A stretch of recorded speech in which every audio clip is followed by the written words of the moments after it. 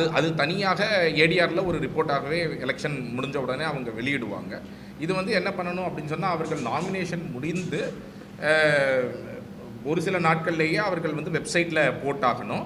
அது மட்டும் இல்லாமல் அவர்கள் தேர்தல் வருவதற்கு 48 மணி நேரத்திற்கு முன்பாக அவங்க 3 நியூஸ் பேப்பரில் அந்த குற்ற பின்னணி யார் யார் மேலே இருக்குது, அந்த ஒவ்வொரு வேட்பாளர்களுக்கும் அவரை தவிர வேறு வேட்பாளர்கள் அவர்களால் கண்டுபிடிக்க முடியாததன் காரணத்தையும் சேர்த்து அவங்க பப்ளிஷ் பண்ணணும். அது நியூஸ் பேப்பர்லேயும் பண்ணணும், வெப்சைட்லேயும் அவங்க பண்ணணும்.